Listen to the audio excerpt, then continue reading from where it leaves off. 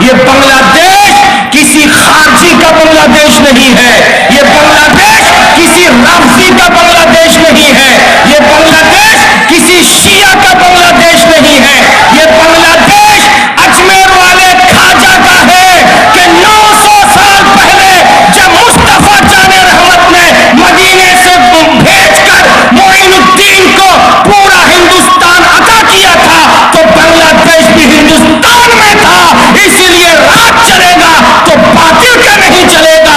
رات چلے گا تو مدینے والے آقا کا رات چلے گا۔ السلام علیکم ورحمۃ اللہ وبرکاتہ۔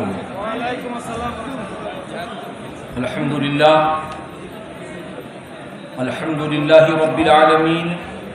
والعاقبۃ للمتقین والصلاة والسلام علی حبیبہ الکریم، اما بعد فاعوذ باللہ من الشیطان الرجیم، بسم اللہ الرحمن الرحیم، یا ایہا الذین آمنوا اتقوا اللہ وکونوا مع الصادقین۔ صدق اللہ مولانا العظیم وبلغنا رسولہ النبی الامین المکین الکریم، ونحن على ذلك لمن الشاہدین والشاکرین والحمد للہ رب العالمین۔ ممبر شریف پر براجمان آل رسول دل بند بطول حضور سید سیف الدین صاحب قبلہ الحسنی والحسینی، خطیب اعظم بنگلہ دیش حضرت مولانا ابوالقاسم صاحب نوری اور دیگر معزز علماء کرام، خطباء اسلام، بنگلہ دیش کے سنی مسلمان، یہ وقت بہت نازک وقت ہے۔ اس نازک وقت میں تقریر کرنا اتنا کٹھن ہے کہ تلوار کی دھار پر چلنا آسان ہوگا،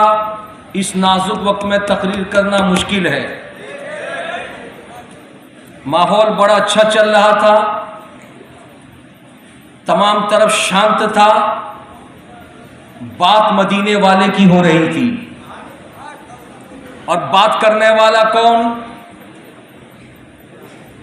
بات کرنے والا وہ خوش نصیب مسلمان جس کے اوپر بغداد کے غوث کا بھی سایہ،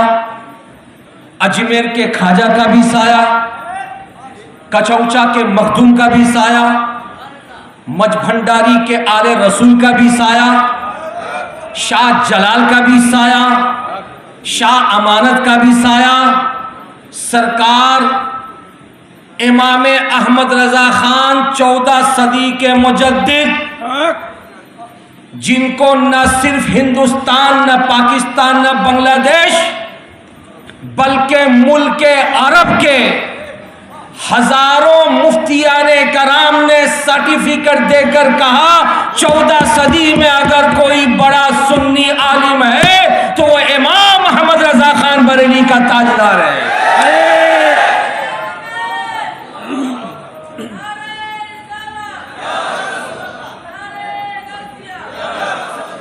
امام احمد رضا خان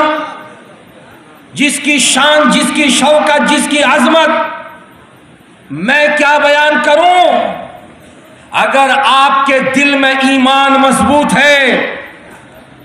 قادری ہو تو غوث اعظم کی محبت میں سرشار ہو جاؤ، اگر اجمیر کے خواجہ کا عشق ہے تو چشتی ہو، اپنی سنیت کی چادر اوڑھ لو، اور پوری دنیا میں جتنے بھی اولیاء کاملین کا آستانہ ہے سب کی محبت سینے میں رکھ کر اگر پوچھو کہ 14 صدی میں ساری دنیا میں ایک طرف سے حملہ صرف اور صرف مصطفیٰ جان رحمت پر نہیں، نبی کی آل پر حملہ، نبی کے صحابہ پر حملہ، بغداد کے غوث پر حملہ، اجمیر کے خواجہ پر حملہ، مٹھ بھنڈاری کے سید پر حملہ، اور کچھوچا کے مخدوم پر حملہ، بنگلہ دیش کے تمام اولیاء کرام پر حملہ جب ہو رہا تھا تو ایسے عالم میں کون تھا جو اس حملے کا مقابلہ کر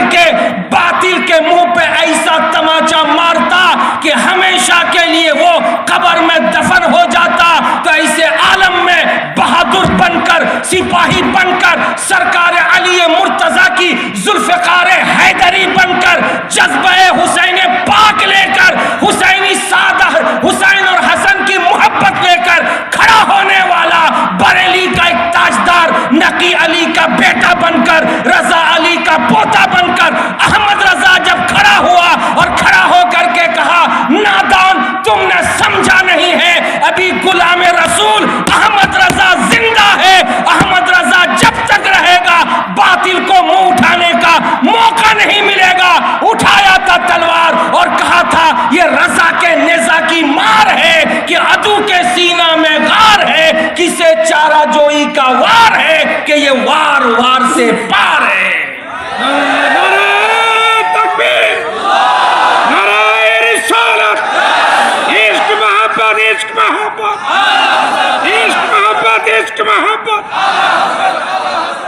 اسی لیے کسی کہنے والے نے کہا تھا، جہاں میں عام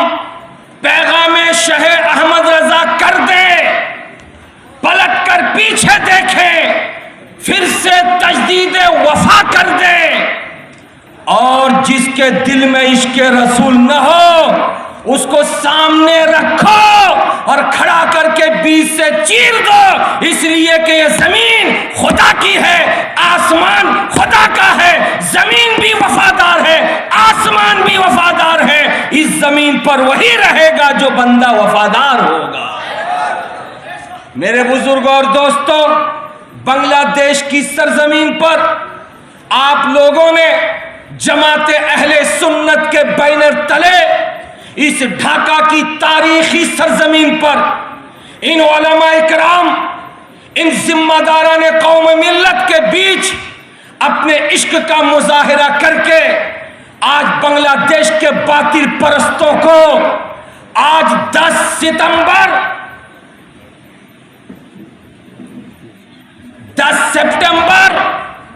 بروز سنیچر کو آپ نے آل رسول حسنی حسینی سید حضور سید سیف الدین الحسنی والحسینی کو گواہ بنا کر پورے بنگلہ دیش کے باطل پرستوں کو مخاطب کر کے کہا، یہ بنگلہ دیش کسی خارجی کا بنگلہ دیش نہیں ہے، یہ بنگلہ دیش کسی رافضی کا بنگلہ دیش نہیں ہے، یہ بنگلہ دیش کسی شیعہ کا بنگلہ دیش نہیں ہے، یہ بنگلہ دیش اجمیر والے کھاجا کا ہے کہ 900 سال پہلے جب مصطفیٰ جان رحمت نے مدینے سے بھیج کر معین الدین کو پورا ہندوستان عطا کیا تھا تو بنگلہ دیش بھی ہندوستان میں تھا، اسی لیے رات چلے گا تو باطل کا نہیں چلے گا، رات چلے گا تو مدینے والے آقا کا رات چلے گا۔